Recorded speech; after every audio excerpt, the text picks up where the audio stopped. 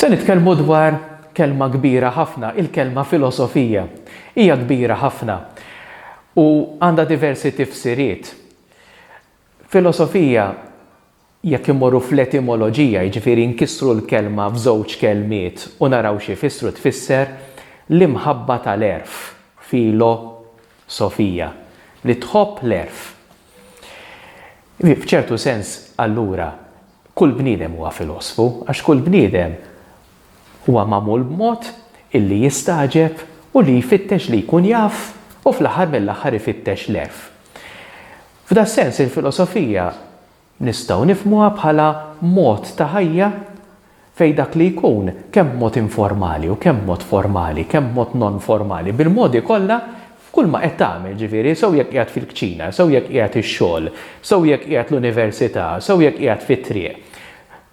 Qiegħed tfittex li tkun taf u tfittex l-erf. Meta ngħidu l-erf? Li rridu ngħidu huwa li aħna mmorru lil minn dak li hu immedjat.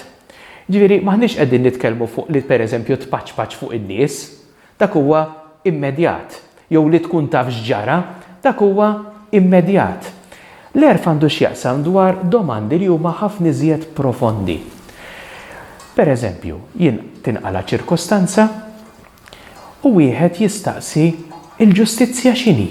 Mela, mhux qed jirrifletti biss dwar il-ċirkostanza, imma qed jirrifletti dwar domandi iżjed profonda. Jew inkella wieħed imur mużew u jara biċ-ċarti u din l-arti ma tolqtux. U joħroġ bid-domanda imma l-arti x'inhi? Jew l-isbuħija x'inhi? Mela hija domandi iżjed profonda.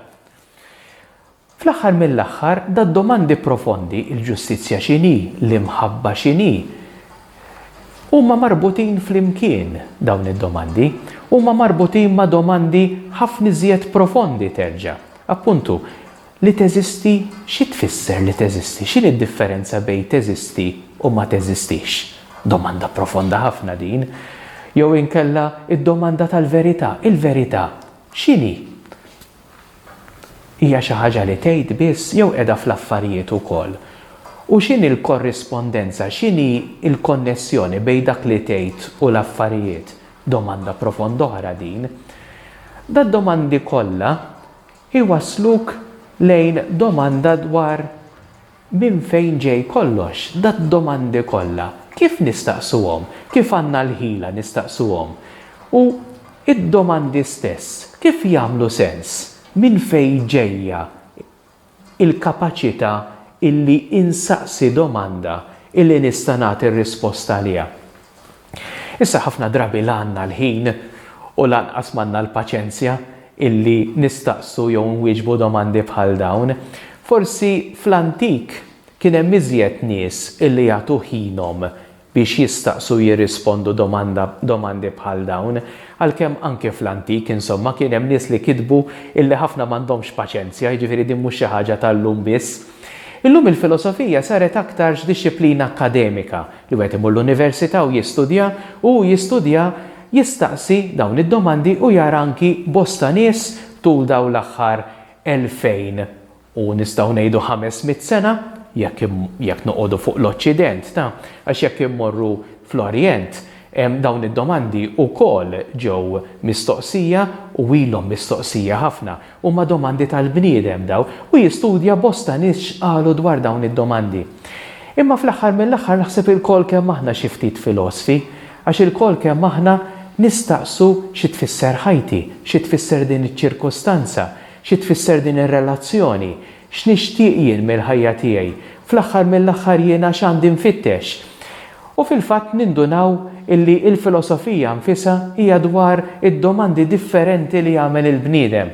Forsi llum nikkategorizzawhom u ngħidu hemm l-etika, hemm l-epistemoloġija, jiġifieri kif nista' nkun naf, hemm l-ontoloġija, jiġifieri xi jeżisti, hemm il-politika, jiġifieri kif għandi nġib ruħi f'soċjetà, kif għandha tkun ordnata s-soċjetà. Hemm il-loġika, jiġifieri kif għandi naħseb jiena biex ma ngħidx biex ma naħsibx merijiet. Illum forsi nikkategorizzaw għal-filosofija, imma fl-aħħar mill-aħħar da s-suġġetti kollu ma marbutin flimkien għaliex huwa l-bniedem li jistaqsi u ma jistaqsix waħdu imma jistaqsi flimkien mal-oħrajn anke fil-ħajja ordinarja ta' kuljum. Mela il-filosofija biex ngħidlek titwieled minn dan l-aċċ fil-bniedem li jkun jaf u mhux biss ikun jaf l-immedjat imma jkun jaf li lin mill-immedjat u jistaqsi anki kapaċi jistaqsi dwar l-orizzont tas-sens ta' ħajtu u mhux ta' ħajtu waħdu imma anki ta' ħajjitna flimkien.